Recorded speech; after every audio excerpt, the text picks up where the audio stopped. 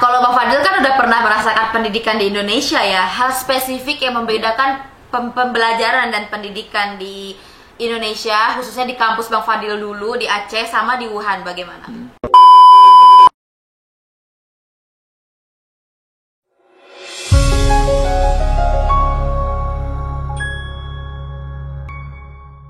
Terus kan dari S2 di Wuhan ya, apa sih yang menarik dari kota Wuhan sampai Bang Fadil ini betah banget melanjutkan pendidikan di kota Wuhan? Kalau dibilang betah, mungkin bukan betah juga ya. Mungkin rezekinya ke sana udah. Itu beasiswa? Iya, beasiswa CGS atau China Government Scholarship, ya, beasiswa pemerintah Cina-nya langsung. Dulu kalau S2-nya kenapa bisa ke sana? Ya sempat sih coba beberapa negara kan, kayak Australia, Amerika, tapi belum rezeki ke sana. Dan pada saat buka yang Tiongkok ya coba gitu, ada informasi dari teman dan alhamdulillah lulus. Nah, kalau S2 S3-nya kenapa ke sana lagi? Ya karena sudah ada basic ke sana. Udah kenal juga mungkin dengan supervisor kan, minta rekom dari supervisor, apply lagi, alhamdulillah lulus lagi. Lulus kalau lagi bisa ya? Dibilang kalau dikasih pilihan mungkin pengen coba ke negara lain sih. Kemarin waktu S3 juga coba ke Australia tapi gagal lagi. Ya rezekinya gagal. Rezekinya di sana. Coba suasana baru kan. Pengen coba suasana baru aja. Nah, kalau Bang Fadil kan udah pernah merasakan pendidikan di Indonesia ya, hal spesifik yang membedakan pembelajaran dan pendidikan di Indonesia, khususnya di kampus Bang Fadil dulu di Aceh sama di Wuhan, bagaimana? Mungkin kalau kita bandingkan apple to apple mungkin nggak masuk ya, karena kan S2 S3 beda ya pembelajaran. Iya, benar. Kan lebih ke self study, self learning ya kan. Tapi yang saya lihat basicnya aja dari pengajarnya mungkin, dari si dosennya, walaupun mereka sudah profesor ya kan, kayak pengalaman saya waktu saya tesis dulu, setiap mau konsultasi mereka itu open sekali. Bahkan mereka yang mengingatkan kita, hey kamu besok jangan lupa begini, atau kapanpun saya hubungi mereka, profesor saya ingin ketemu, saya mau diskusi ini, oke silakan datang jam 2, itu kapanpun itu. Tapi beda ya kalau di Indonesia, bahkan kita sudah hubungin, kita yang menunggu, cancel, malah kabur-kaburan dari mahasiswa ya. Betul. Dosennya. Iya, jadi tipikal dosen di sana tuh sangat open sekali. Di kelas kita diskusi selalu, apapun masukan kita diterima, tidak ada pembimbing yang menjiwai bimbingannya lah berarti ya. Betul. Jadi setiap masukan dari kita diterima, terus diskusi bareng. Nggak ada mematakan, oh kamu nggak betul, nggak boleh. Mereka tidak menganggap mereka itu terlalu hebat gitu. Oke. Karena kan basicnya juga kebanyakan pengajar di Tiongkok kan lulusan luar negeri juga kan, dari Finlandia, Amerika, Australia. Makanya bagus-bagus. Berapa persen perbandingan dosen yang asli Cina sama dosen luar negeri? Nggak, maksudnya orang Cina tapi kuliah di sana gitu, di luar. Dia jadi juga. Mereka betul, mereka menuntut ilmu di negara yang maju, balik ke negaranya, bangun negaranya. Ya, pendidikannya ikut maju lah ya. Nah, berarti bagaimana jika nanti Bang Fadil kembali ke Indonesia, hal apa yang akan Bang Fadil terapkan pada sistem pendidikan yang ada di Indonesia? Karena jurusan Bang Fadil sendiri adalah psikologi pendidikan. Kalau bagi saya, sebenarnya kan psikologi ini kan hal yang baru ya. Karena untuk yang banyak dikulik itu kan pada saat S1 sebenarnya kan. Di S2, S3 ini merupakan hal yang baru ya, tapi ya karena sudah jalan seperti ini, mungkin ini memang yang terbaik ya, saya harus ambil ini sebagai tanggung jawab saya. Kalau saya melihat dari dunia pendidikan ya, saya pribadi mungkin walaupun mungkin bukan cuma pendidikan ya, apapun bidangnya kita bisa mengambil andil untuk membuat sebuah perubahan di Indonesia gitu kan. Kalau saya melihatnya dari dunia pendidikan, ya kemarin kan selesai S2 saya juga sempat ngajar 1 tahun, saya ngajar di kampus di Aceh. Oh di Aceh. Berarti udah sempat ngedosen di Aceh ya setelah S2 dari Wuhan. Betul. 1 tahun saya. Berapa lama? S3 lagi. 1 tahun. 1 tahun. Oke. Iya. Kemudian ini balik lagi S3 kan. Jadi ya planningnya kalau nanti setelah S3 mau ngapain, pasti mau ngajar. Jadi setelah ilmu yang kita dapat kita coba aplikasikan gitu kan. Ya mungkin mencoba melihat aja bagaimana cara orang mengajar, apa yang bisa kita bawa kemari. Intinya ya niat untuk membangun pasti ada lah. Itu aja sih. Oke. Nah, tapi untuk perbedaan yang mencoloknya ya nggak terlalu beda lah ya, hanya ditanggung jawab lah ibaratnya berarti. Iya, kalau dari signifikan tipikal mereka kan yang kita lihat itu etos disiplinnya sangat luar biasa ya. Kalau orang Tiongkok itu kalau jam tidur, jam makan, jam belajar. Jadi kalau makan siang Via pernah dengar nih Bang? Oke. Apa tuh?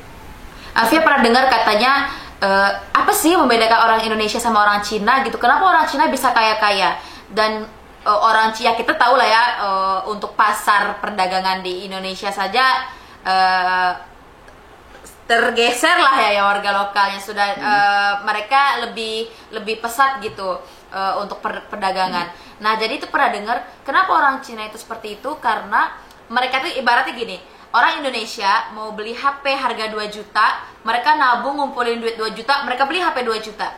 Berbeda sama orang Cina, mereka ingin beli HP 10 juta. Mereka nabung dulu sampai 50 juta, baru mereka beli HP yang 10 juta.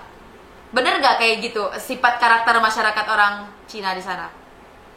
Kalau dari karakter manage uang saya belum lihat langsung, tapi yang saya lihat itu adalah dari saya bilang tadi disiplinnya itu. Karena dekat kampus saya itu ada satu pedagang, dia kayak jual bakso gitu lah bisa kita bilang. Dia di toko kan, kemudian tokonya bangkrut. Terus dia balik jual gerobak. Terus saya dengar cerita dari teman-teman, dia itu memang basicnya dulu dari gerobak, punya toko bangkrut, dia balik ke gerobak lagi. Jadi poin yang kita ambil apa? Mereka itu konsisten dengan satu hal yang memang mereka yakini itu bisa membuat beruntung bagi mereka. Nah, orang Tiongkok kan itu percaya dengan keberuntungan ya. Jadi ya konsisten itu yang bisa kita ambil gitu. Kalau udah A ya A aja. Kita harus kerja, harus fokus di situ sampai memang betul-betul berhasil. Ya itu yang bisa kita lakukan. Kalau kita mungkin tipikal orang kita A gagal, coba B gagal, C. Jadi nggak konsisten, ujung-ujungnya nggak dapat semua kan. Bener, jadi misalnya pertama dia jualan bakso gerobak, terus udah menaik, terus dia buka di toko nasi goreng gitu ya, terus bangkrut, terus dia buka sate gitu ya, jadi nggak konsistennya para pedagang Indonesia ya, mungkin itu bedanya konsistennya itu. Betul. Konsisten, disiplin itu. Jadi kayak saya bilang tadi, kalau jam siang itu di kantin orang makan siang semua. Jam tidur malam jam 10 itu udah pada tidur mereka, pagi sarapan semua. Tapi kalau di Indonesia mungkin bisa lihat ya dari disiplin itu ya, misalnya kita kerja udah jam 2 nanti aja lah lanjut ini dulu selesai, makan jam 3 jam 4. Nah itu dari hal kecil itu ya. Masuk kantor jam 7, makan di kantor jam 8 gitu ya, kabur-kabur dari kerjaan. Ke pengalaman saya sendiri. Ya, jadi yang paling luar biasa itu disiplinnya orang Tiongkok sih itu. Terus kalau dibilang kenapa kaya itu, karena kan mereka gigih sekali dalam bekerja. Dan mereka kan ateis, mereka tidak percaya Tuhan. Jadi mereka seperti secara tidak langsung, uang itu adalah Tuhan mereka. Jadi mereka kerja semaksimal mungkin, secapek mungkin untuk menghasilkan banyak uang. Dan karena kan mereka kan rata-rata anaknya kan cuma satu. Ya kan, karena kan saking padatnya penduduk ya kan. Total penduduk Tiongkok kan hampir 1,6 miliar kan, nomor satu terbanyak di dunia. Makanya dari peraturan pemerintahnya mengatur itu setiap keluarga hanya boleh satu itu anak karena saja. Dibatasi program. Iya, program dari pemerintah ya. Karena saking banyaknya populasinya. Betul. Gila, cuma satu orang ya. Hanya dibolehkan satu anak. Iya, jadi yang uniknya itu di Tiongkok, di Wuhan saya lihat mobil-mobil keluarga itu mobil kayak tipe-tipe sedan gitu, saya yang cuma muat 4 orang, karena kan anaknya cuma satu. Iya, muat 4 orang, cuma satu, benar. Mobilnya mewah-mewah semua, gila. Iya, mobil ya mewah lah ya. Walaupun di Indonesia bermobil, cuma kan mobilnya menengah ke bawah banyak, masih banyak ya. Oke. Nah, lalu kalau misalnya nih, kan Bang Fadil sudah berada di Indonesia dan mengalami ya masa lockdown di Aceh juga, pasti lagi lockdown juga ya sekarang.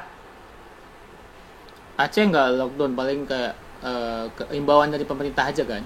PSBB juga nggak di Aceh. Oh, nggak ada PSBB ya, cuma kan dihimbau juga ya berarti. Ya, nah, merasakan nggak perbedaan bagaimana masyarakat di Wuhan dulu ketika dihimbau untuk lockdown dan ibaratnya langsung ikat pinggang lah gitu ya, mengencangkan sabuk gitu untuk memutus gitu rantai perkembangan COVID ini dibanding dengan masyarakat Indonesia khususnya di daerah Bang Fadil sendiri. Apakah yang di kampus itu nakal gitu, jadi nggak manut kata pemerintah gitu?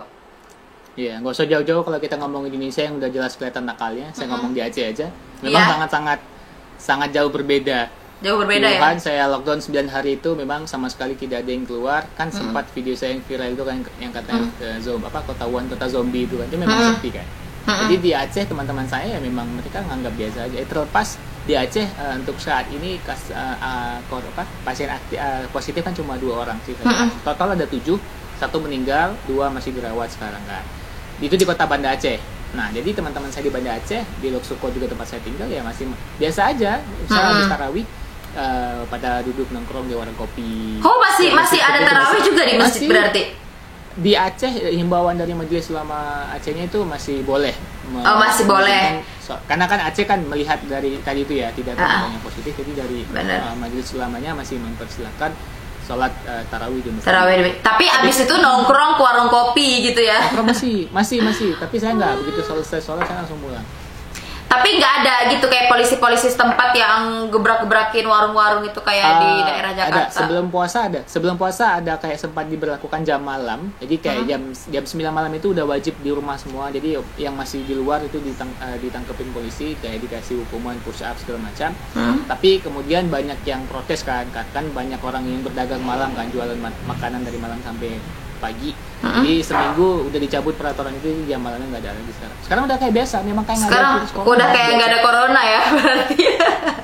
Bebel lah emang ya. Emang sifatnya watak orang Indonesia banget. Oke, Bang Fadil, kalau gitu sekarang boleh dong berbagi tips and trick untuk mendapatkan beasiswa ke Cina. Udah kayak pakarnya aja ya. Iya kan udah 2 kali soalnya, berarti udah cukup master dong. Kasih gambaran secara umum aja. Kalau kita bilang tips dan trik untuk mendapatkan sesuatu yang kita pengen, intinya kan berusaha dan berdoa. Itu kan yang paling penting kan. Nah, kalau saya apa nih? Misalnya kita tahu informasinya. Yang paling pertama kan kita lihat syarat-syaratnya dulu. Apa yang perlu dilengkapi, study plan segala macam. Nah, yang paling krusial biasanya kan kalau kita cari beasiswa di study plan ya, tentang belajar itu bagaimana kita mau ngambil jurusan apa kenapa kita di kampus mana itu, apa yang kita ingin kita lakukan setelah balik ke Indonesia. Biasanya sih di situ yang paling krusial gitu kan. Terlepas mungkin beberapa berkas syarat yang lain juga sangat penting kayak surat rekomendasi. Jadi intinya yang paling penting satu itu, langkah pertama kan syarat.